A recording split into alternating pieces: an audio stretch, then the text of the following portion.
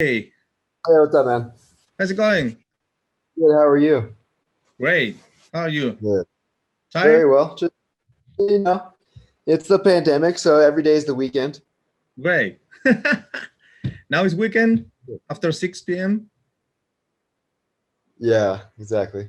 already. How, I was watching that it's Mark birthday today, isn't it? oh, is it today? I think so. Okay. Good. Right You, on. you still have time to say hello, cheers, and so. Right, right. Just to remember that. Uh-huh. Thank you for How's, reminding me. yeah. How's it going there in Mexico, DF? Is it? You, it's, we live where I live. It's outside of the Mexico City in a gated community, and since we have the lockdown going down, the lockdown and the Yeah. pandemic concern and everything, we pretty much are just staying at our house. I go out once a week or so to get some groceries, and we visit our parents once or twice a week. But other than that, we're not really going. We're not going out. We're not going to bars or to gyms or anything. Yeah, everything's closed, isn't it? Yeah. Mhm. Okay. Yeah, just a little.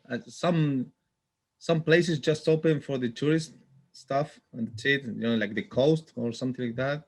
Yeah, I think I mean like the places are open, but I know that America now has a restriction on needing a COVID test Yeah. for Oh, traveling. So it just makes it another thing that's more difficult for people. It's not going to deter, of course, the elite for who have tons of money and resources from doing what they're going to do, but it's quite a deterrent for the rest of us, right? yeah.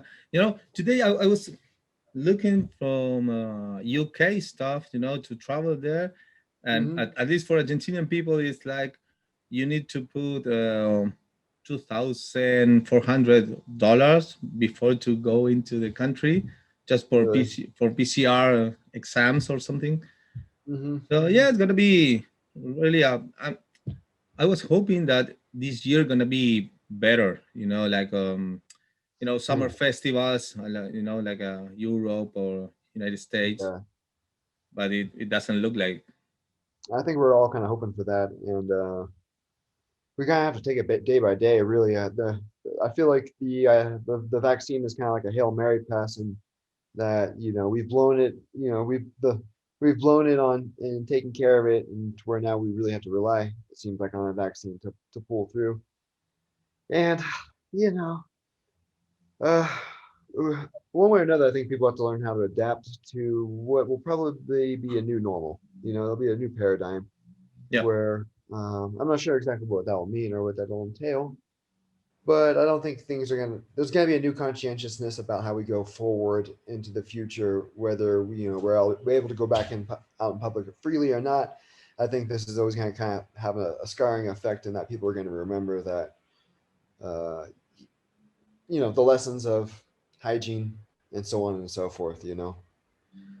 It was so different this last year, for these big cities and Mhm. environment. I think it was good for the environment because it's less people, traveling around. Right. But But, yeah, for uh, music stuff and tourists, it's not right. good. I was watching, the famous comedian who died back in, I think, I want to say like 2008. And near the end there, he really started getting like, I wouldn't really call it political, it's just as much as kind of aggressively sensical, and he was talking about how, he's sick and tired of hearing humans saying, "Oh, save the planet." And Yeah, back in, 15 years ago, he's saying the planet is going to be all right. The humans that are fucked, And yeah. he's We like, are the all problem. it really takes, he's all, I hear all this stuff about, plastic and it's not recyclable and recycle your cans. He's all, well, what if Earth couldn't figure out the process for making plastic, so it made humans to make plastic? You know what I mean? Yeah, So, it it's funny how he puts it in a funny way, but what he's getting down is that the Earth always does have a way of balancing one way or another. And the human existence has been, we want to say, if you go back to first cultures, that first recorded cultures were, look, talking 25,000 years ago. yeah, But as far as the Earth, which is 250 billion years old, I believe. The humans haven't really shown themselves to be a species that is equitable for survival. And things like the pandemic, the virus, something that makes procreation timid with AIDS, things like cancer and what we do Mm. to ourselves additionally are all kind of things that factor into the effects that we have, whether it's climate change or not, or whether it's the plastics that we're that are happening, or viruses. One way or another, the earth is always going to find a way to kind of balance things out. So the virus and cancer and AIDS, all of these things really ought to be a warning that as a species, maybe we should be a little bit more considerate about our actions and our impacts, because we do have bigger impacts. Some people are like, oh, our impact's not that big. Other people realize we have a big impact and start using it in a more sustainable way.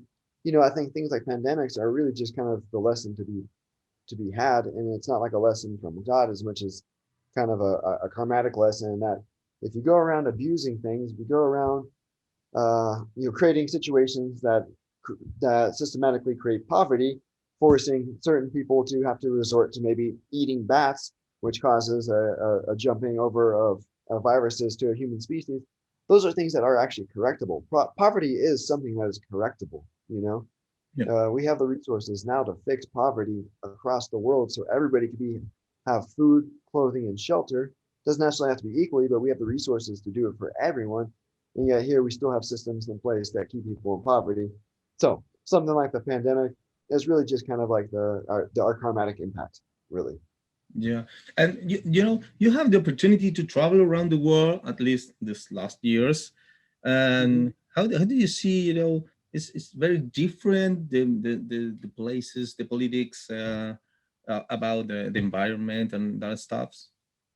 You have the opportunity to see something when you are traveling, When I'm traveling, I try to take as much time as I can to appreciate the local places. Really, I try to wake up, or I try to go to bed, relatively early, so I can wake up relatively early, so that shortly after breakfast, I can maybe get on foot and see a little bit of the local architecture, the local city, get to know something rather than it just be another town, another concert I really like to see. And it really depends. There's all kinds of different places that you see, and you can see different attitudes within one country. You know what I mean? hmm Interestingly enough, like I mean, you could go to I could think of when we were in well, God, I can't think of the name of it. Sometimes I get some of the cities confused, but like Beijing, it wasn't all that uncommon to see trash and things littered about. And you go to Taiwan, which though Taiwan would like to be their own country, are supposed to be Chinese, and it's pretty much immaculate. yeah, It's a very clean and that's organized a country, controversial, and that's political supposed to be controversial. all within the same country. Mm. Yeah, and you can see it in America as well. I mean, you could go to Middle America, and it feels like a completely different country than if you're on the coast. And Germany, you can go to places in Germany. Northern Germany definitely feels different than Bavarian Germany, and they kind of house different attitudes about whether they're progressive or whether they're liberal or conservative. And it's really just it becomes very mixed out there. Some conservative people maybe become more conservative, but definitely cultures are becoming more mixed. They're clashing more. Yeah. How was the experience, with this pandemic, about the COVID? Because you had it, like, in 1 year ago, almost. It was Yeah, February or March last about a year year. ago today. So yeah, yeah. Well, uh, almost every tour I've been on, almost every tour, not everyone. There's been a few who've gotten away, but almost every tour I get on, at some point I get sick. Either it's a flu or a cold, Yeah. or I get exhausted or fatigued or something. So I kind of anticipate it. I've kind of gotten used to just to expect that it may come. So when I got ill, I assumed it was after 5 weeks of touring. And I knew I had to fly home, so I didn't know if I had COVID or not. I just knew that to expect that after being on the road for 5 weeks with 12 people in a bus in Yeah. snowy and wet conditions, it's not unlikely to get ill. So once I started to notice I felt ill, I basically like I wouldn't say I quarantined myself, because you can't quarantine yourself if you're on a bus and stuff, but I pretty much stayed in my bunk for as much as I could, avoided as many people as I could, didn't drink or do anything like that, and did everything I could to nurse myself back together, knowing that I still have more days on the road. as it were, it was, it was kind of a gripper of a virus, and that I was probably sick in total for about 2.5 weeks, which is longer than I'm used to being sick for like, I don't know, like 2 or 3 days and then bouncing back on day 3 or 4. So to be sick for like a proper 2 weeks was very uncommon. Yeah. And now, what do you decide? Are you living in Mexico, isn't it? Hmm. Or how long? I've been in Mexico for about a year and a half or so. Well, and you're happy Yeah. there. You're enjoying. How do you feel with the culture, or is very different than the American ones? Well, one thing I can say about the American culture is that the issue and controversy of race and ethnicity is very complex there. Anybody can go into more detail, but definitely in America, the Mhm. issue of race and ethnicity is a very complex issue. It harbors a whole lot of different opinions, ranging from hostile to hospitable. And in Mexico, there really isn't the issue of the controversy of race and ethnicity. Um, People here don't have a conflict about if they're light skinned Mexican or dark skinned Mexican, or if they're Mexican from European descent or Mexican from indigenous descent. All in all, I mean, you still have here upper class people who, regardless of what they look like, reflect upper class people in any culture anywhere in America, pretty much. But as far as the complexity of race in Mexico is not there. So what I find is I don't have to deal with racism. I don't Yep. have to deal with prejudice, and I don't have to deal with like discrimination. Generally speaking, it's a very hospitable country, and people will go. Oftentimes, people go out of their way to try to make me feel comfortable or try to include me, knowing that my Spanish is pretty shitty. So I'd say that's a You huge write pretty difference right there. good because I was reading, Yeah, so you can understand pretty good, isn't it? yeah, yeah. I get practice. Yeah. Yeah, and I think with American people always happen. My family is from Coral Gables, and my brother-in-law is from Chicago, and Hmm. he used to say that he doesn't speak Spanish, but he can understand almost everything, you know. Uh-huh. And I Yeah. think with you it's more or less the same. You can understand Yeah. it. Well, I think it said that like body language is 70% of communication. Mm. So I'm still using my hands a lot, and just the gestures and the tone you give off with your body kind of shows whether you're open to a situation or not. So I try to make a conscientious effort to stay humble and be open minded and embrace the culture as much as I can while I'm here because I am a guest. But all in all, it's a good experience. I lived in America for a good 38 years, and I don't see why getting some change and adapting is, you know, I have presumably more years of my life to make more changes. You know what I mean? Yeah. Yes. So it's all part of the journey. Great. Awesome. Yeah, And it's gonna be a long journey. You know, yeah, like just presumably. We'll change see. a paradigm this year, but yeah, and then continue. And Uh-huh. what are you doing in Mexico? I mean, where you are not with the band, making some music or creative process or whatever. You know, Yeah. what do you want to do? What do you like to do? Well, a lot of times while I'm here, I mean, there's the normal stuff, the normal daily stuff that I would do anyway, which would be exercise, prepare, cook food, Mhm. and those type of normal things. But I try to work on. I've been working on music, a couple of different things to work on. I've been working on a lot of my own music, which is it's a bunch of different type of stuff. It's collaborating with friends and musicians from throughout the years. They're putting on vocals and doing guitar tracks and different things. There's a bunch of it's an eclectic thing. It's a eclectic bunch of songs, and the way I like to say it is it's it's musically expressive commercial music. So there's a lot of musicianship, but it is somewhat easy to listen to. Like you Yep. doesn't take specified listening. It's not jazz or death metal where it takes a special ear to appreciate it. It's pretty much Mhm. right down the middle, like a adult oriented album rock. I've also been I've been recording at the house. This day and age with telecommuting, and the digital resources, it makes it so easy to put an album together with never even being in the same room with anybody. So have been working on. I can't really announce it yet, but there will be an announcement soon about a band that a project that's going to be coming out. It's a four piece in the thrash metal realm. So did some recording for that, and then always preparing and doing stuff with Death Angel. Whether it's going to be a telecast, working on new Yeah. songs, going over stuff for things that are coming up. They're always trying to throw something up in the mix to keep it fresh. So, and then if I'm not doing that, then I'm going to be playing guitar and working on something else musical. So that the extent of my boredom is the limitation. You know what I mean? Yep. As much as I keep myself motivated and productive, there's things to do. I just got to stay productive. Yeah. This last year is like many music around. Many bands make some, and I think most of the new albums are so good. Of many bands. I mean, well, the bands I love. Like some death metal, thrash metal. Also, I really appreciate bands like deathangel.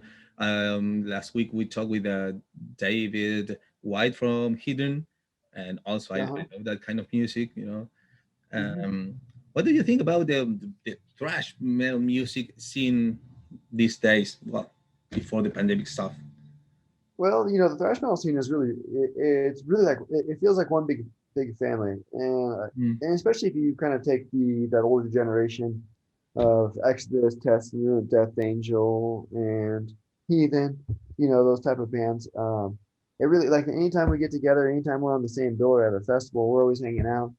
And that first generation thrash it's really awesome how they still get along. These guys have been hanging out since high school, and they're still hanging out. And some of them are 50, 55, and they're still doing it. You know what I mean? I know they can't believe they're still doing it. Some of us can't believe that's still happening. But yeah, that first generation of thrash really kind of caught a hold of a fire and have kept it going over the years. You know what I mean? You were so young for the first wave of thrash metal. I'm a little bit younger than the other guys. Yeah. When Death Angel was looking for a bass player, it's playing in a band at the level of a Death Angel or something like that. It's not an easy slot to fill. Not necessarily because it's technically the most difficult position, but it requires the right lifestyle dedication. And some people might be married, some people might have kids, some people might have careers. There's a lot of impediments that could prevent a person from committing. And so when I think you take into all the variables and all those factors, that it takes to commit to this type of lifestyle, playing in a band and touring a good chunk of your life away. There's not a lot. When it all said and done, there's a lot of people who say they're ready for it, but there's not really a lot of people who are eligible for it. And so when it came down to it, I think it just really, they say being lucky is being prepared when opportunity strikes. So there's an opportunity where they needed a bass player, and I was ready to take the slot. You know what I mean? So it just so turns out that I'm a little bit younger than the other guys, though. And how do you feel with the fans of the Danger? Because I think they love you. I was reading a lot of stuff about you and the crowd and fans. You like to be in contact with them. Just like the thrash metal, that first generation scene was like a big family. I feel like the fans are like the extended cousins. You know what I mean? And it really is. The scene would not. I can't emphasize how incredibly different heavy metal would be without the fans and without the support and without the enthusiasm, without people that have that passion and the desire to come out and support it. Because I think really, that's really what thrash metal and the metal that we've been doing is really about, is that kind of community, that society together. And it's a place to where you could be yourself. I don't see fights at thrash metal shows. If people fall down, I see them being picked up. If I see girls in the audience, I see men being gentlemen to them. That is something I actually do see at these metal shows. Is there is a lot of camaraderie that goes, it crosses the boundaries of division. You can have black people hanging out with white people, hanging out with homosexuals, hanging out with women, hanging out with Nobody Democrats, hanging cares. out with Yeah. Republicans at a metal show, and they're getting along. You know what I mean? Yeah. And so that really is, I think, the beauty and the specialty of the music that we're blessed to be able to be a part of. Yeah. Because it's as a fan, I really missed, live gigs. And Mhm. I think, the musicians, I talk with some other guitarists or musicians, and they say, okay, I make music to share with the crowd. I'm Yeah. thinking when I'm writing music about how gonna be the reaction of the crowd, and Mhm. how do you miss Yeah. your live concerts? Well, you do get used to it after a while, and when you always have a tour down the road, you kind of know, well, okay, I could I could buckle up for these next 2 months, be on my best behavior and do everything well because I know I'll have that release. I'll be able to get out there and connect and do the travel, do the performing, and without that, I think any musician who has been doing this for 10 plus years, it grows to be a part of them, and so you feel like a part of you is missing when you're not able to do it. Yeah, For sure. good. Yeah. What is your remembrance about Latin American tours? Oh, that was when I first joined Death Angel. We went down into of some South American shows. Yeah. We did like 6 or 7 dates in Brazil. We did Argentina. We did Peru. It was a good smattering, a good 2 weeks. And right off the bat, I mean, that's a great way to get introduced into a band because Hmm. uh, the conditions require that you love it because the travel is difficult. You're in a plane, Yeah. or you every day. It's you're not sleeping on a bus. It's challenging, but the reward is there every night, and that the audiences are just absolutely amazing. I mean, the passion and the enthusiasm and support that you feel, it almost feels like more than you deserve. You know what I mean? Like Hmm. you can't believe how enthusiastic the audiences are, and you just feel blessed as a musician that you have the opportunity to come down here and interact with the people, get to know, share food with them, learn about their culture, find out about their local drinks, find out what they're into. And I mean, it's a better education than you can ever possibly wish for at a college university. You know what I mean? Yeah. Yeah, Yeah. Traveling teach you a lot. yeah, It's right. awesome. And what is the difference for you, when you are playing in festivals than when it's your own show? Because I never had the opportunity Right, to see Death Angel, just like a headliner. I always right. saw the band like in festivals. It was awesome Mhm. anyway. But it's Well, so there's something that's nice. The festival is it's larger than life. You know what I mean? And you could make eye contact with some people in the front row, but by and large, I mean there's a bit of a disconnect, but it's so larger than life that it's an incredible feeling to be able to play to 20,000 or 30,000 or 40,000 people when you're looking out. But once again, I mean the opportunity for that experience statistically is very low for people. So you're there and you see it, and it's incredible. It's an overwhelming feeling. And with that overwhelming feeling, of course, is a sense of responsibility that you need to give the best show possible. yeah, There's this many people here who have spent their time and their money and their efforts to be there to witness you perform. This is no time to have a bad attitude because you have an amp problem or because you hit a bad note. You need to give your best performance regardless. And so when you see that big crowd, you really want to you have that sense of responsibility. When you play in a smaller venue or a club, and someone like Death Angel is the headliner or a mhm, support, there's there's a lot more of an exchange going on. You might it's a lot more likely to see the band hanging out at the bar before or after, or having friends in town, and it's almost like a big heavy metal potluck where you got your friends coming out and you're looking forward to seeing certain people, and it's going to be a good time. And there's still a responsibility to play whether there's 10 people or 200 people there, but you could have it's a little bit more of a loose atmosphere. You know what I mean? Like you could play with people. You could yeah, have a good time. You could show your joker side a little bit more. And so they both have their wonderful merits. I love doing both, and to be able to have the option and the ability to have the variety of being able to play large festivals and small clubs. It's awesome that Death Angel's in the position to still be able to do both. yeah. And how do you do the team that you do with Will Carroll? How does Hmm. it work? that team because it's really strong, and it looks Yeah. like each album is gonna stronger. Well, since I was a young fellow, about 23, I lived a little bit north of San Francisco. Will played in a Merciful Fate tribute band. And the singer for the Merciful Fate tribute band and I got in contact. So I've been playing with Will since I was 23, and I'm about to be 40 now. Well, So he has his own signature style. It's very unique, and he's got his pounding, funky way of playing that is very Will Carroll. And so over the years, I've just kind of learned in which ways I could support him by playing alongside him, in which ways I could support him by kind of laying low and letting him do his thing and then jumping back in. And so he's a pounder, and a lot of energy comes out of that dude. And I definitely find that the less is more, you know. If I can find how to give a solid supportive line by playing fewer notes, then it's likely that I'm gonna get turned up louder in the mix because I'm not muddying it up. So each album I play fewer and fewer notes, but make them more impactful. And so I think you're right that with each album, we do find more and more of a groove to lock into, you know, as we find new and new ways to dial in our machinery. yeah, this last year, Humanicide, it was so great that I remember that my reaction when I heard Act Three.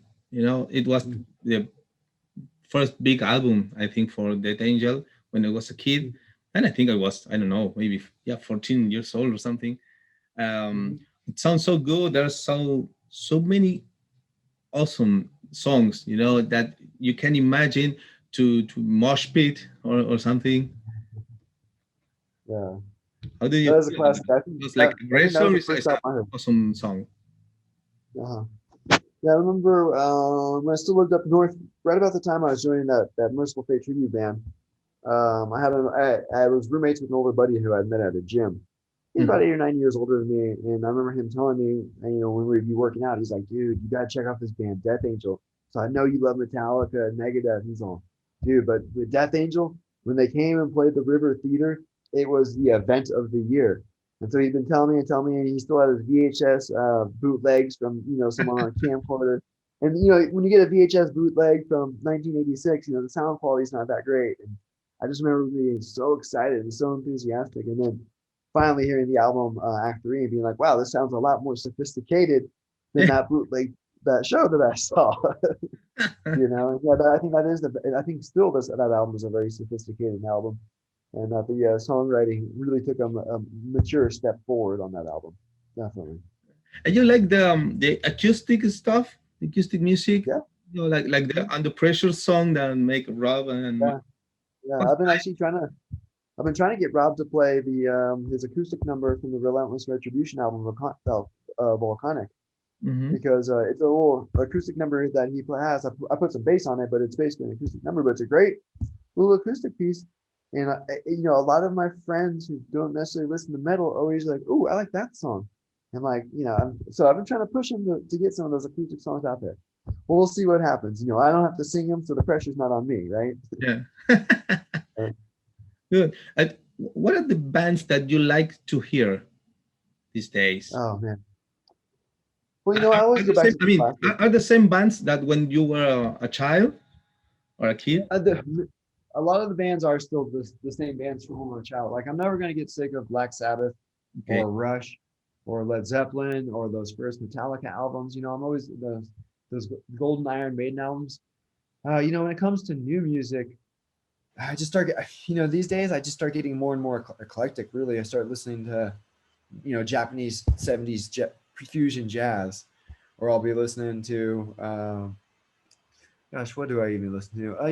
Okay, one of the more exciting things I listened to recently has been John Carpenter, the director, Oh, yeah? has released his own. They're called the Lost Themes. He's got John Carpenter's Lost Themes 1, 2, and 3, Oh, and so those are really interesting. It's called synthwave, but it's good music. I like it. Like you could trip into it a lot. And so I would, I guess now that I mentioned John Carpenter, these days and age, I do listen to a lot of soundtrack music, like the Blade Runner soundtrack, the Shutter Island. The Shutter Island soundtrack was incredible. It had some some contemporary classical, but not the cheesy type. It's called like minimalism. So it's like the minimal amount of notes for the maximum emotional impact.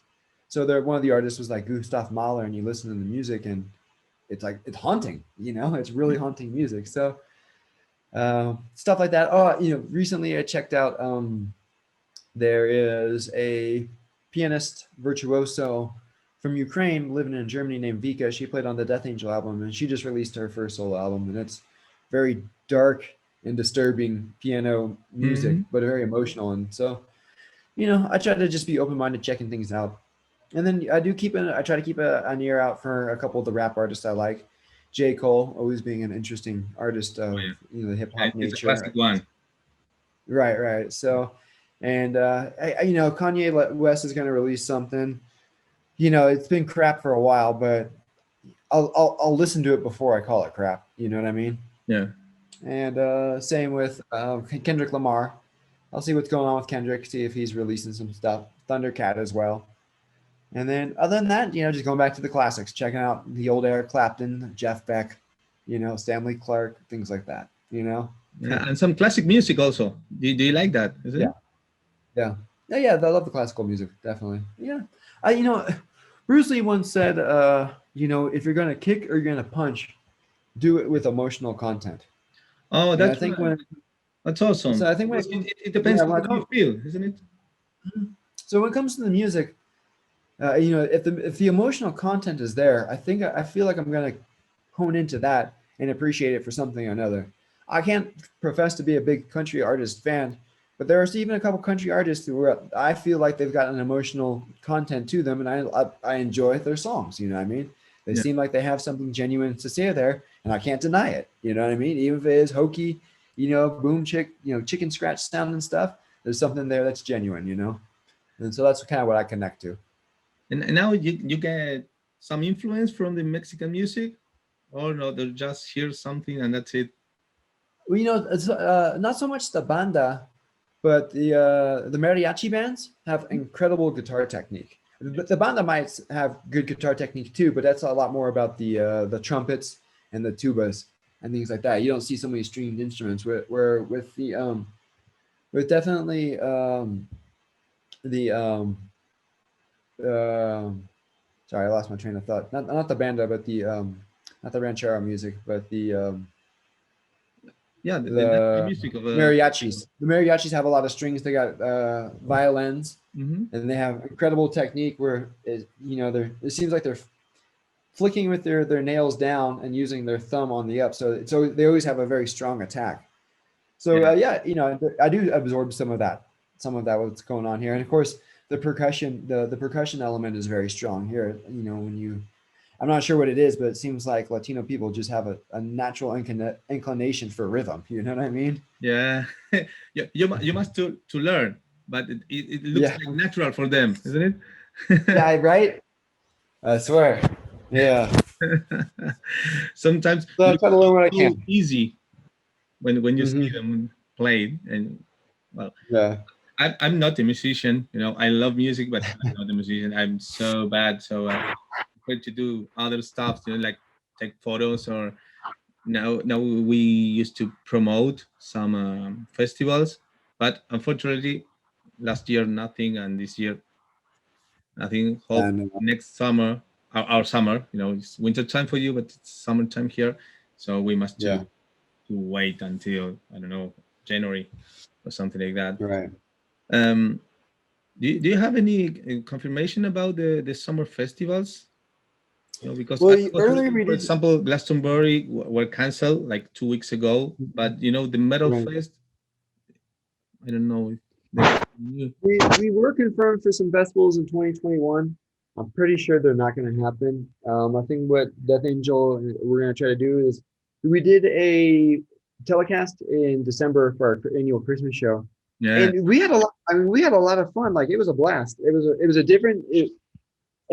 different, but I don't think change is necessarily a bad thing. You don't always have to. You don't have to try to compare apples to oranges. yeah, So at first I was really hesitant. I was like, "Oh, this is going to be lame," performing to cameras. but really what got me into it is my friends from around the world were saying they bought tickets to it. They're like, we bought tickets to the Christmas show. We're glad that, we've never been able to go. This is our way of seeing it. And so once everybody started writing me and telling me how enthusiastic they were, I think it just became synergistic. And then I got excited about it. You know what I mean? Hmm. And then I started putting more time and more effort into it. And I was thinking, oh, this is a recording. We are performing, but this is a recording. So maybe I should go back through the albums and, listen up and see make sure I'm playing everything right. And, in the process of going back through the music, I found out that there's some things I was missing. So it was really like a good cathartic experience to go back and be like, we're coming, we're not playing for an audience, but we're coming back literally the strongest we've ever been. You know what I mean? Yeah. So with the enthusiasm of that show, I think we're probably going to want to try to do another one of those probably here in the summer to try to hold ourselves over until we can figure out what's coming up next. Yeah. So do you like the streaming experience? Because there's some many bands that didn't like so much to make like a streaming, Well, I'll tell you what. I mean, it's but different. you were, like happy on the Christmas one. Yeah, it's different. It depends on as a musician. There's so many different types of musicians, and not all musicians are artists. Yeah. And I heard Bill Hicks say the other day that the second you use your artistic merit to sell a product, you're no longer an artist, right? Yeah. So there's a lot of people in it for different reasons. Some people are there to sell a product. They're there to promote. They're there to get money. Some people are there because it's an expression. When they were kids growing up, that was just the way they found it. That was their way of communicating. That was their way of breaking through. So there are going to be some artists, I think, and some musicians and some performers who are starting to realize that maybe they're not really artists, they're performers, and Yeah. they miss that interaction. They miss being in front of a crowd and they miss having the attention. And then there's some people who are finding that maybe they like performing. I love performing. And, but, maybe they're finding that there's more to it than performance. And so the live stream was kind of an opportunity. I hate to throw the word around artistic because we all need to make money. So, and we've all made sacrifices to do that, to do what we do. Yeah. But it was nice to kind of take the artistic merit to take the approach to wanting to perform the songs really well and not get by on that performance aptitude, but having to get by on the musical aptitude. You know what I mean? So Yeah. for me, once again, it was different. It was a change, but different and change doesn't necessarily mean worse nor better. It's just something to adjust to. Hey, I was reading this some UK magazine or something. It's like Uh huh. zero tolerance, where an article about the danger here is a Rob interview, Uh and huh. someone asked which is the worst album of the danger. I It's a mean, tough question, if you huh? want to waste money, Uh, but I don't like to ask you that. Which is the best one? well, I could say probably the worst one would probably be the Fall from Grace, and not necessarily because it's a bad live album, but just because it's an unofficial one. You Mm-hmm. know what I mean? So you're not getting the full certified you're not getting Production. that seal of approval. Exactly. So, Yeah. they're not performing bad, but you're not getting the full. As far as the best albums, it's really hard to make a decision like that. I could really just probably do milestones in which I think, the Ultraviolence was a milestone in which you're really able to capture young metal kids at their genesis. You know what I mean? Like it's like these kids were learning to play their instruments and it was captured in the process, which is magical and amazing. You know what I mean? Like no filters. So I think the Ultraviolence is amazing. I think Act Three, because of the maturity, the step up, the songwriting, the production, the interaction with Max Norman, like, a big beefy producer, I mean, being on a major label, being a headlining act, that was a big album. And then it's not necessarily my favorite album, but I think the Relentless Retribution album was a very necessary album because we lost, Death Angel lost Andy, an original drummer, and Den, the original bass player, and those guys are huge statements. Were a huge statement in the band. I know that Death Angel now is really well known as Mark and Rob's baby, but Den, and it can't be understated how influential and impactful Den and Andy were to the band. Dan, and particularly Andy being an incredible drummer and songwriter. So when the Relentless Retribution album was coming out, we couldn't waffle. We couldn't balk. We couldn't be on the pitcher stand and worrying about who's on base. We just had to throw our best strikes and hope that it worked. You know what I mean? Yeah. And I think it worked. I think that album is a powerful statement. Will and I transitioned into the band, and I don't feel like we really received any negative flack replacing. I haven't felt like I've received any negative flack for replacing original member, which I'm eternally grateful because I know there's numerous cases documented about new members taking over for original members and how horrible and difficult it could be. And I don't think Will and I have had to experience that. And I think it's thankfully because of the strength of that album, you know? Yeah. And then once again, I mean, you can't and then for the final, the last album, you can't overlook the album that got Grammy nominated. You know what I mean? So Yeah. I'd say those are the milestones. Good. And how is is nowadays the situation of the musicians? Because I mean, like working or money stuff, economic stuff, because you need to touring. I think it's just like the way you make money. To survive and to live. And of course, there's just one Metallica or Kiss band. Like they can Yeah.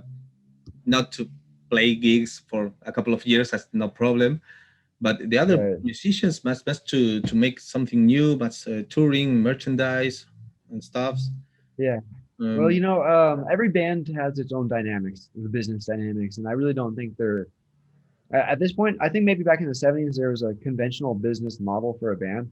I think in this day and age there really isn't a conventional business model. I think you have a lot of unorthodox ones and a lot of different style ones. So, with Death Angel, all I can say is that I'm thankful that I've been saving my money since I got out of college because if I hadn't saved my money, it would be a very difficult time right now because there's not a lot of money coming in. The money that does come in, the guys try to be generous and supply when they can. But when it's not coming in for them, it's certainly not coming in for me. So many people are trying to figure out what to do. Some people are trying to give lessons. Some people are trying to be studio musicians. I've never really liked the idea of trying to profit off music. I understand, money is a necessary evil, but this idea of marketing myself, as a product, has really been antithesis to everything I've ever wanted to be as a musician. So I've just kind of learned to bite the bullet during this time and just not spend too much. You know what I mean? mm, And with the exchange rates of the Mexican peso to the American dollar, and me having saved my money, I'm able to bear the storm. But I don't think there's so many people who are in as fortunate situation. yeah. Yeah, understand. And now the angel, it's like it was not enough touring for the Danger for the last album. I mean, it's a great album Yeah, to play live, and unfortunately, it was a couple of months of touring, and that's it. Not all over the yeah, world. Um, how gonna continue this stuff? How can you yeah. imagine? Because maybe you want to show more and better humanity side, Mhm. and the same time you want to make some new music, or you are Right. working on Yeah. a new album. It's a tough break for everybody, of course. So I'm not going to complain that we had extra bad luck, but we really felt like we had some good momentum coming off a Grammy nomination. Mm, The album was getting good congrats, reviews. congrats. We had Yeah, and we had a lot of good stuff lined up. I think we're going to try to do a couple more legs at the Testament Exodus tour that was going on. I know other countries wanted to see it, and so we really felt like we were really riding a good wave there. And certainly we didn't get enough touring in for the album, and I think we're just kind of stuck with it because I know that whenever the stuff settles down, we want to come out with a new album. You know what I mean? We've got new things to express. We've been working individually on our instruments, so we know we're tighter and better than ever. Mm-hmm. And you can, we just can't look back. It was nice to have a Grammy nomination album, but we can't look back. We got to look forward. So I think that the ticket out from here is to write new music reflecting the new state of mind, the new paradigm, Yeah. and have that be where we're at. You know what I mean? Like I said, no, we're not looking back. And it's not healthy, and it's just not good. There's new things that come into play. You know what I mean? Right. And how is it is now the creative process, to make this new record? Because as you said, it's a new paradigm to work on it. Mhm. Um, how do you feel the difference between this process right now, since the money side one? Right. Well, every album has actually has a different process. The first, the Relentless album, we jammed it out and we were in the room at all times together. The Dream Calls for Blood album, they kind of demo. Rob and Will would demo two or three songs at a time, and I'd come in, kind of learn two or three songs. By the time I got to this last album, I can't remember, but I don't even think I rehearsed with them once. I might have, but I don't even think I rehearsed with them once. And as much as we'd love to be in the same room and rehearsing, when it comes to writing, it's actually not the most productive way to go about it. It's sad because we love being together and jamming, but it really doesn't work out too well because when Rob is arranging riffs, he has to filter beats through with Will and work them out and massage them. And if he's going to work on beats with Will and I'm there, I'm going to get anxious and I'm going to get fidgety. I'm going to start making noise and it's going to just get in the way. And then furthermore, I'm going to start learning songs that are incomplete. And as the songs become complete, I'm going to have old versions stuck in my head. So what we did on the last album was once he got about half the album done, he sent it over to me, and I learned all the riffs, and it was kind of nice because I had fresh ears. So even before I learned the songs, I could kind of visualize my bass lines in my head. Yeah. And then once I kind of had compositionally in my head what I wanted to do, then it was a matter of figuring out how to make it work with my fingers. So it was really nice to have a less of a mechanical approach and more of a conceptual approach to it. So I imagine on the next album, there's a really smooth process going into the studio with Jason Sukoff was really smooth this time. And I'm not sure who we'll use for the next album, but it'll probably be a similar process where yeah, I think it worked really well where those guys were able to demo it out together. And then once they've got some good chunks of songs, near completion, then I could kind of come in with my fresh set of ears and try to compose my bass lines rather than just trying to learn a riff. You know what I mean? Yeah. So I think we're probably going to continue with that. Yeah. So Yeah. you're gonna have the opportunity to go to America. Hey. Yeah. It got a little dark in here, Yeah. eh? So black. And now you have the opportunity to go to America and join to the guys to play It or wasn't write, about, or yeah, it's not necessary right now, or is right now it's not necessary right now. In December for the live thing, obviously I had to fly back. We did about a week of pretty intense rehearsals before the airing. And when we do the summer airing, I'll fly back and we'll do live rehearsals as well, and then do the show. Hopefully by then, I'm not banking on it, but hopefully by then that the COVID will have mild a little bit. You know what I mean? yeah, Hopefully. Right now they're talking about doing COVID tests and all that stuff. And I understand why they're doing it, but I kind of get tired of hearing in an overabundance of safety and caution. I get it, and an abundance of safety and caution, they're worried for everybody, but taking a COVID test when you've already, taking a COVID test to fly is kind of it's an inconvenience. I understand they're trying to be responsible, but it's a severe inconvenience for people who are not sick. You know what I mean? yeah, yeah.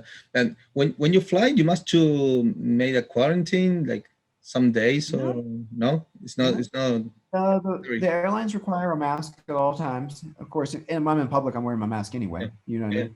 Whether it's required or not, I would be wearing the mask anyway. And like I've got spray sanitizers and Lysol hand wipes and all that shit. yeah. So I just try to be as conscientious as possible, wipe down everything, Mm. uh, you know, not breathe, not be basically avoid everybody.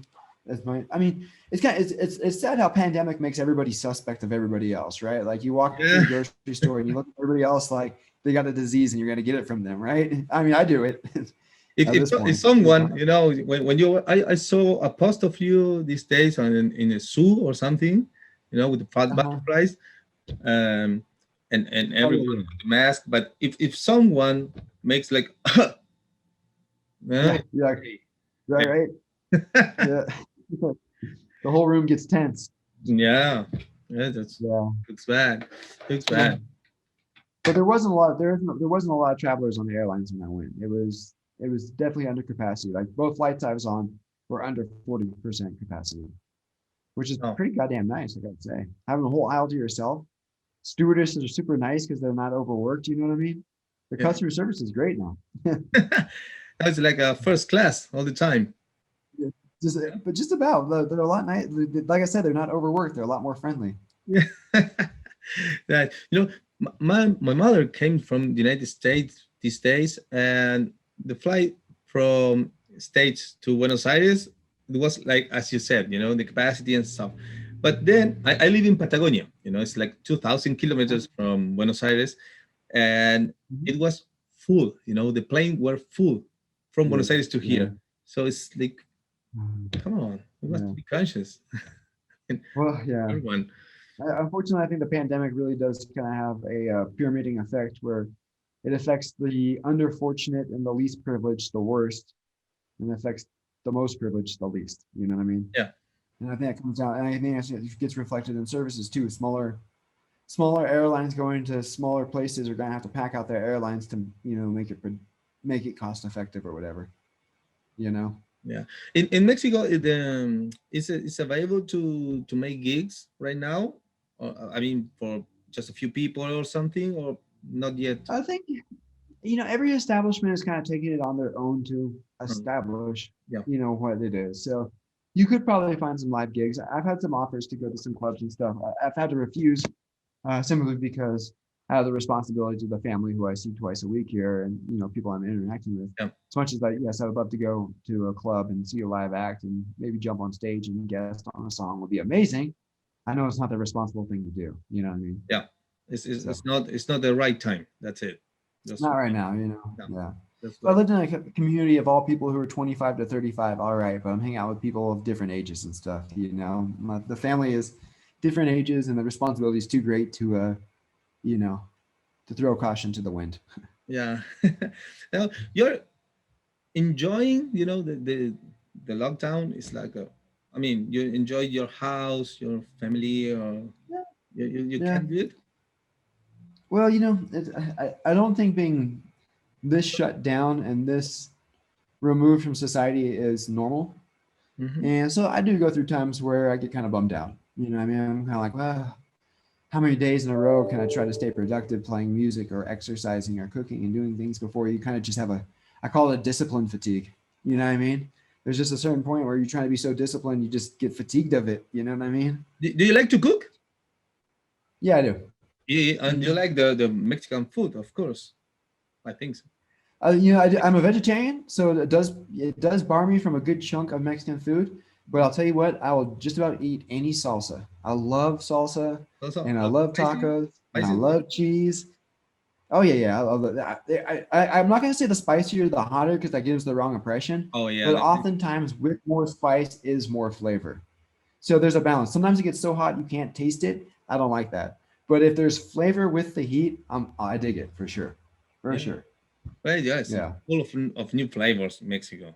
You know, yeah, yeah. So yeah, I everything love the just cuisine. like mountains and coast and you know, Yeah, right.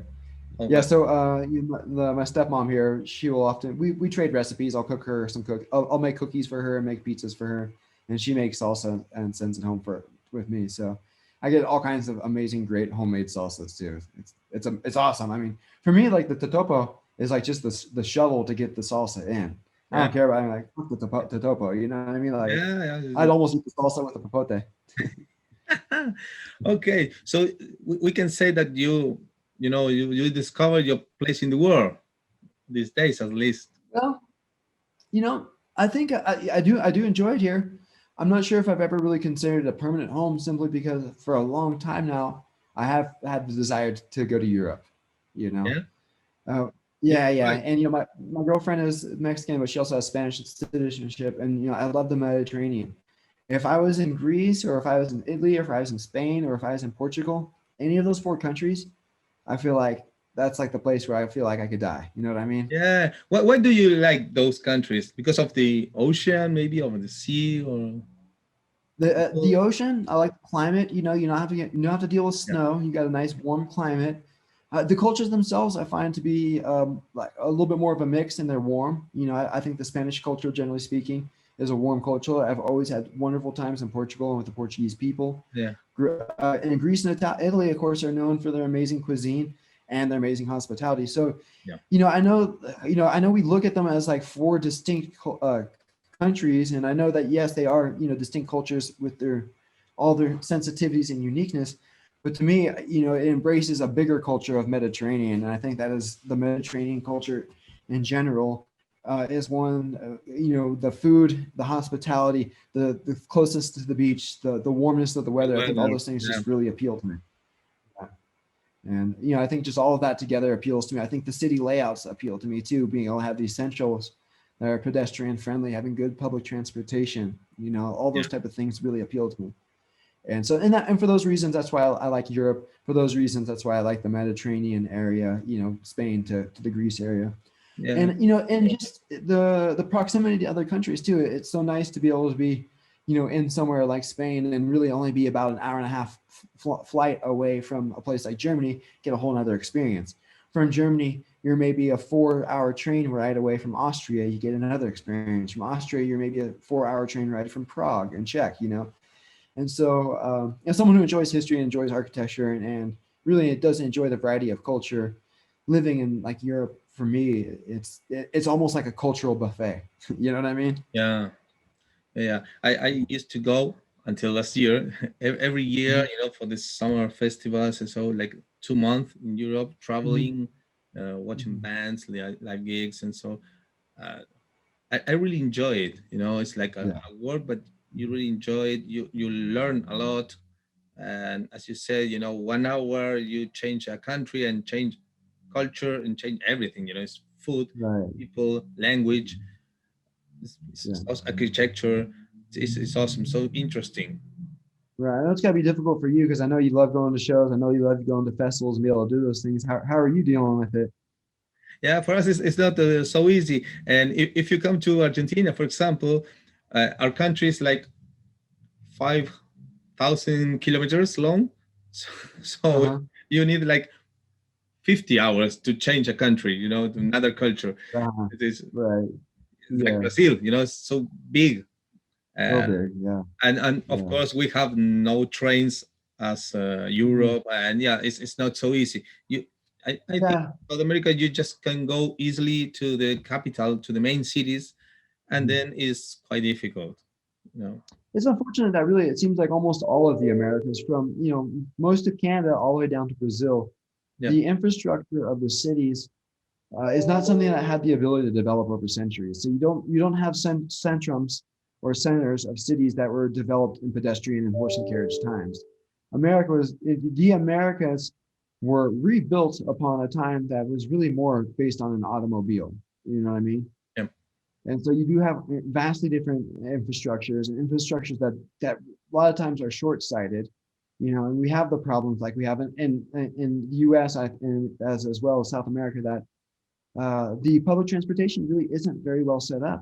Or if it was set up, it was removed and staked for selling automobiles and tires. I know that at one point, North America did have the most sophisticated railroad system in the world. Yeah. And of course, they could thank the Chinese for that, for laying the railroads down, but that was how they really pioneered America. But then once the automobile was built, petroleum industry started taking over, the tire industry started taking over. They literally started pulling up all those railroad tracks so they could start the new economy of the automobile. So it's really unfortunate that the America's development really has been stunted by their ambition of capitalism. You know what I mean?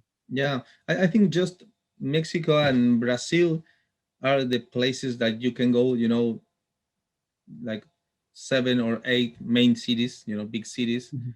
And Mhm. then the other countries is like just the capital city, and then it's like towns. Right.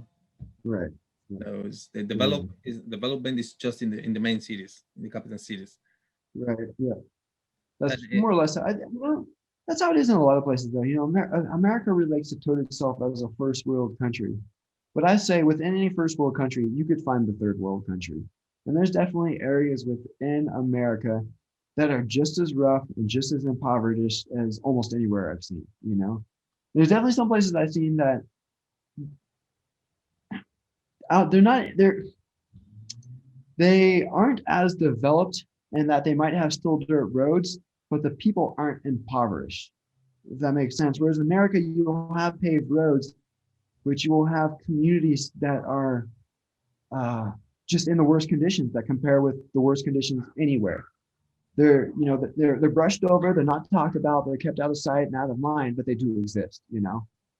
And so this idea that that America is a first world country is a bit of a euphemism to make it seem more appealing than it is. There's amazing places in America, Yeah. and there's scary places in America. And a lot of people have a lot of Northern Americans have the impression that as soon as you cross the border to Mexico, a cartel's going to swoop you up and stuff drugs in your body and send you across the border in the drug trade. When realistically, there's upper class to Mexico and there's upper class places to Brazil. You could go and hang out in those downtown metropolitan areas, and there's people with big bucks spending big monies to hang out in fancy establishments to buy expensive drinks. Yeah. And so in the third world, you could find elements of the first world as well. You know what I mean? Yeah, yeah, for just a little portion of people, Mm-hmm. but yeah, Mm-hmm. you can do it. That's right. So uh, now I just want to ask you if you have any advice for the new upcoming bands, yeah, new musicians, the musicians of Mm. these new paradigms. Right. Well, I'll tell you what, I remember when I was growing up, people were talking about rockers, and I was always kind of a guy who liked music a little older than my generation. So I remember when kids were getting into electronic music, they're saying, "Oh, they're telling me my Black Sabbath and my Judas Priest are dinosaurs." And the fact of the matter is, now I do kind of feel like a dinosaur because we have these new mediums, the digital mediums, the Spotify's, the YouTubes. So, if I was to give recommendation and advice based on what worked for me, it might not be applicable to this new day and age. So, in addition to where I say that if bands and musicians and people who want to get started or want to get started and they're serious about it, I would say that they need to practice. Absolutely. There's no way about it that they really need to practice their instruments. And it's a very competitive market, more so than ever. And I've said it. If you think you're a good musician, go on YouTube and you'll find a 6-year-old Chinese girl doing it better than you, whatever it is. Yeah. You know what I mean? So it's a competitive market out there. And that's nothing to be ashamed of because, these people are working their asses off to be good. So, first of all, you do have to do your practice. And second of all, you need to understand what the new mediums are. These social medias, social media is really the new business card. I don't really promote mine too well, but if you could if these new kids are doing their homework and they really have the talent, then they shouldn't feel ashamed about promoting themselves on these social media to get exposure. That exposure gets them sponsorships, it gets them endorsements, it gets their foots into other doors, meeting other people. So I would say all those things are very important. However, the old school method that I used was I was what you called like a crusty, a dirter. I spent my days in the club. As soon as I was done with my schoolwork, I was in the rehearsal. I was in the rehearsal studio rehearsing, or I was driving to a show to play a show every day. And so a lot of times, what I did is I bartered my services. If someone needed a bass player, I'd say, I'll play bass for you and I'll help you out for as long as you need. And then maybe when you get some shows, you'll book my band as the opening act. And it worked a lot. People appreciated it. I wasn't asking for anything too much out of the ordinary. They Yep. needed my help and I needed theirs. So I pretty much did that all the way until I met Death Angel, and that was why I met Death Angel, is because there were so many times when people said, "Oh, will you play with me?" I said, "Well, I can't commit to you long term, but I don't want to leave you high and dry. I'd love to play with you guys. I love playing. I'll try to make a couple of rehearsals. We'll do the show. And if something comes up in the future, maybe you could return the favor. Yeah. So it got to the point where, all my bands were doing favors for each other. And it was really great like that. I used to call it a franchise of gentlemen rockers because we all helped each other out. Sometimes it was cover bands and sometimes it was original bands. But I think, that kind of that living in the studio style, um, that old school style, there is still some credibility to that. It's a lot of work. It's a lot. It is a lot of work. But taking selfies and doing demonstration videos on social media is Mm. a lot of work too. So I think if kids want to give themselves the best opportunity, emerging of both worlds, embracing the Yep. digital social media world, and still finding out how to do those kind of genuine old school things will maybe set them out from the crowd of just being a pretty face on Instagram or just being an old school dinosaur in the club. If they can merge the two, they're going to give themselves more opportunity. Yeah. And you were a fan of the Danger? before to join them You know, my of the I thrash always appreciated metal? their live. I had seen them live, I think 2 or 3 times, and I always really enjoyed their live shows. I always made it a point that if they're gonna come through, within an hour and a half's distance, I'd go check it out because they always had such fun, energetic shows. But I did when you're growing up and you're kind of going through those puberty years, and those bands really mean the most to you. Death Angel, I can't say they were there during those really formative years. So they were an appreciation that kind of came after those formative years. You know what I mean? Yeah, yeah. Hmm. And about the musicians that start, I think we agree. If you love heavy metal stuff, you need to go to the basic, to the root. To go to Judas Priest or I don't know Hmm. Motorhead Right. or also Metallica Definitely. in the Bay Area. Yeah. What do you think about that? Is it easy if you want some rock and roll?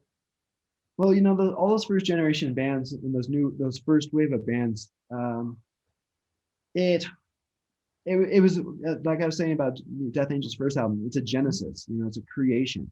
Yeah, And with that kind of creation, it creates there's a synergy to it. To where when you get this energy, it's like the energy of these kids getting together and doing this stuff. These Black Sabbath and these Judas Priests all being in proximity, or these Rolling Stones and these Beatles all being in proximity. It really creates this synergy in which like the energy of the 1 plus 1 equals like 1,000. The way that the impact is, what I mean. And I think with those first generation, those new waves for all those bands, what you really had was a creation. It really was a creation. And this is no way I put down to the second and third generation of thrash and metal bands, because I think that bands like Havoc are incredible. Warbringer are doing great music out there. I'm trying to think of some of those other guys, but those new wave of thrash that's right. Skeleton Witch, they're great, but you can't call it a creation because Yeah, it's a recreation. You know what I mean? There are bounds and limits to what they will allow themselves to do. And whereas, you could argue that Exodus put bounds and limits on what they put themselves to do, I don't think I think in their own way that they haven't. They're doing exactly what they've always wanted to do without the influence or the model of what to do. So the second and third generation thrash bands are doing a great job. It's amazing tribute, but it's not the original. You know what I mean? It's not the Genesis. yeah, You know yeah, what I mean? yeah. Because it was like the Genesis, as you said, in the '80s, and then it was like a down for the thrash metal scene. Like the Mm-hmm. grunge era or something like that, and then rise again. It looks like. Right. Is Right. it? I once heard artistry being described as like a painting. And so if you have an original artist, well, we could just start, let's just say we start with Black Sabbath. Black Sabbath is like the photograph. Then you have someone like Merciful Fate who comes along and takes what Black Sabbath does, but tweaks it a little bit. So they're kind of like they're kind of like a photograph of a picture. And then Metallica comes along and kind of takes what Merciful Fate does, and they're kind of like a Xerox of the photo of the picture. And with each generation, it kind of the colors get a little bit less vivid. I feel like, you know what I mean? Yeah, Without bringing something else new to it, the colors get a little bit less vivid with each one. You start to get kind of a facsimile of a facsimile, or a Xerox of a Xerox, or a copy of a copy. And I don't mean that in a negative way. I think that just kind of the mhm. I think that just kind of in happenstance, kind of by proxy, that's what ends up happening. You know what I mean? Yeah, yeah, yeah. Because it looks sometimes that some new bands are really good, like technically, and the Mm-hmm. production, but Mm-hmm. something in the, I don't know, in the atmosphere, in the enthusiasm or something of the original Mm-hmm. ones or the old ones, old school, it sounds better. I don't know. It's just Right. a raw music maybe, but it sounds so good. Right. Well, I feel like these new kids, this next generation, like I said, it's a bit of a recreation, and I'm not trying to put it down because I love the enthusiasm, I love the support, and I love what they do. But you see it in how they're buying up old shoes on eBay's and buying up old T-shirts. Like their sentiment is somewhat to be in the past. You know what I mean? Yeah, That's and not a bad thing. That's no, just no, what it is. not at all. Sentiment is to Not at be all. in the past. No, no, no. Hmm. When I see you live, you look like like the original ones. When I see you, with your jeans playing, like that, Yeah. I always remember when I see you live. It's like I remember Bill Steer, from Carcass. Oh yeah, yeah. Nice. Yeah, that I like Bill. you look Bill's a good guy. different from the other guys, just Uh, really yeah. it sounds so good. Yeah, well, I have a lot of fun up there, and one of the things I always liked, I'm not ashamed of it that Metallica got me into metal. They broke it open. I listened to AC/DC and Led Zeppelin and stuff like that, but Metallica introduced me to like the thing that we call metal properly. And the Yeah. thing that really always drew me to Metallica when I liked them was if I look on the back of the cover of them, they just, they had t-shirts and jeans and sneakers on, and I looked at myself and I had t-shirts and jeans and sneakers on, And So for everything me, it was like simple. comforting. Yeah, and I think that's part of what attracted me to Metallica was that street level attraction where I was like, cool, I don't have to like put on a sequin t-shirt or a button up, or I don't have to tease my hair to play the music I like. And that was part of what attracted me to metal music, that attracted me to playing music myself and the bass. And so, you extrapolate me 20, 25 years later, and I still have those same values, like I got nice shirts in my closet and I got nice jewelry, but I still like the jeans and t-shirt. It feels comfortable, it feels right. You know what I mean? Yeah, it's still comfortable. Exactly, And at this point, I'm out. I've made it out of high school. I made it out of college. Who else do I need to impress anymore? I just want to be comfortable and, make other people feel comfortable. You know what I mean? Yeah, so you're the same person as you were 20 years ago. I would say over the years, I've learned to be more grateful. I think for sure. 20. Sometimes when you're in your 20s, people adopt all kinds of different attitudes, and they're trying on different phases of life. And I think over the years, I've learned to have more gratitude. I've been married, been divorced. I've gone through college, been out of college. I've been on the road, been in different places. And, through all of it, you get experience. And with the experience, I kind of hope to temper myself in a manner that I don't want to say it's not more prudish, but just more conscientious, you know, about the things I say, the impressions I give off, the intent of my words and my actions. So, uh, I like to think that I am I have more gratitude now. But I guess perhaps what you're getting at is that being risen to the level of the Death Angel hasn't really inflated my ego. No, I don't feel like it really has inflated my ego, and nor should it, because I wasn't there to build their success. I'm there to help sustain their success. But I got to jump onto a moving vehicle. And for me to get a big head and take this sense of pride and ownership over Death Angel, it's not fitting. I'm proud of what we do together. I'm glad I'm a part of the unit. But there was a good 25 years of work that they put in place before I'm there. So that we get to travel, that they chose me as their bass player, that we get to travel the world and play music to people who love it. Anything else than taking away gratitude, I think, is the wrong attitude. Great, awesome, awesome. So yeah, it's a long way, This is the evolution as a person. Mhm. So yeah, are you a regret of something that you made or did? Well, I think there's always two ways to look to. There's several ways to look at looking back. If I was to live my life twice and I had the opportunity to make some decisions differently, would I? Probably. There's times where I've just been insensitive towards people and hurt people unnecessarily. And so if I could go back and undo those things, would I? Well, yeah, that'd be nice having the knowledge, knowing now what I do. But conversely, do I have regrets? Like, is there an ailment on my record of my life that is just shameful and I can't deal with? No. The mistakes I've made, any ill decisions I have made have tempered me into who I am. And 6 days out of 7, I'm happy with myself. You know what I mean? Yeah, So, um, making mistakes is part of the process. So no, I don't have regrets. If I could have done some things differently to be a better benefit to society and people around me, sure. But knowing that knowledge, I can make those decisions moving forward. You know what I mean? yeah, great. It's because mistakes, it's like teaching you if you Yeah. really take it as a Yeah. growing, I've said it. I've said it a few times now, but I said one of the best things that someone could do to or for me is prove me wrong. So if I've proven wrong, then I have to learn something. And learning something is only a good thing. Yeah, You know what I mean? all the time. I Yeah, know, like, I know when someone tells me I'm wrong, sure, initially my ego kind of gets, it gets defensive.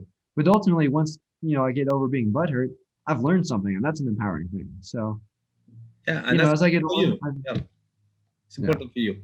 Great. yeah. You mentioned success. How can you define success? Oof, it's a tough one, huh? We're getting philosophical here. Well, a lot of people think success means being satisfied, you Mhm. know, and there are very successful people who are not satisfied. I don't really want to point out the most obvious people that are in our recent times, but we can think of many people, celebrities, ex-presidents who've had very fortunate and privileged lives, and yet their demeanor and their behavior and their attitude isn't one of grace or dignity. They're not showing themselves to be satisfied with what they've gotten in life. So, for me, I think anybody who is satisfied with themselves and in their life, they are automatically by default successful, whether they have money or not, because they found some way to break through the matrix and enjoy themselves in their life. And that's special in and of itself. And that is success. That's a triumph. And then there's people who are very successful. They have great businesses and they're doing wonderful, and they have bad attitudes and they're not satisfied. So not all success leads to satisfaction. And I guess to probably paraphrase Bruce Lee when he was saying that people deal with things in their lives like fear and insecurity and tragedy. And if they don't, and aggression, if they don't learn to overcome those things, they could live a life 1,000 years and it's a tragedy. Whereas if a person can overcome those things, then the day of one life is a triumph. And I think that it's the same parable of success and satisfaction. Many people are looking to be successful, and successful seems to be a term, an elusive term that is created by the media or the them or the they. And it's really elusive. You can't really obtain this thing called success. Because I'll tell you what, if I was any of these basketball players that have bad attitudes without millions of dollars, I would feel goddamn successful. They got zillions of millions of ridiculous amounts of dollars, and yet they don't seem satisfied. So, I think rooting and aiming for satisfaction is probably going to be more rewarding for people who are open to that concept. So now you feel happy. You said you feel happy and successful. Yeah, You are most feeling of the good time, with yourself. Well, that was talk about emotions in life as being like seasons. And Hmm. so, winter season, if you have been through winter in Scandinavia, it's pretty miserable. It's raining and it's snowing and the sun doesn't come out for a couple of days. There's a couple of days where there's no sun that comes out. Then you have some places that have amazing summers. So, whereas I say I'm a happy person and I feel good and I'm satisfied, I would be lying if I didn't say I don't have my winter seasons.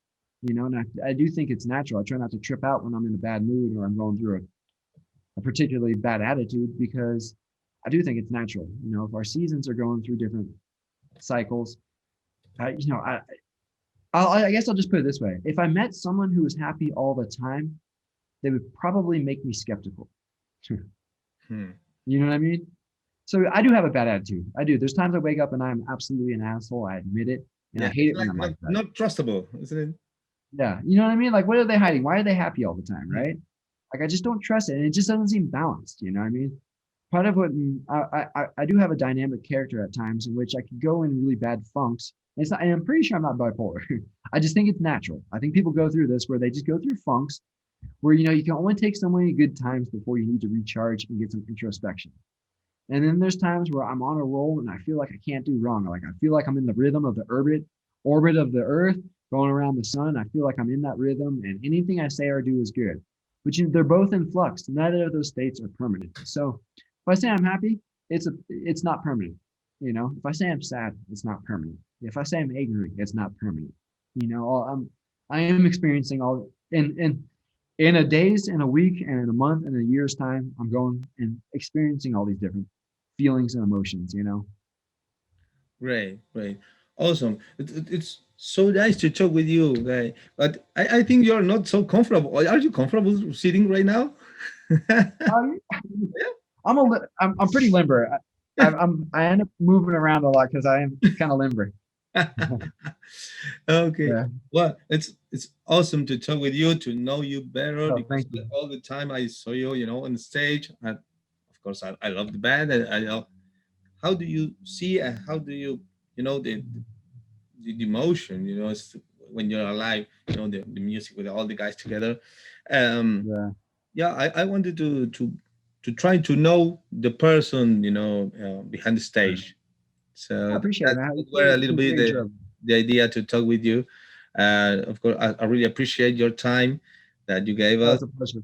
Um, well, I'm gonna leave you now to cook. I think it's maybe time to cook for you there or something like It's that. getting there. It's about 7 o'clock. It's dinner time. It's kind of, is it? Right on. Well, thank you for adjusting your time. I know I had to reschedule on you a few times, and I appreciate you being flexible. Really, thank you.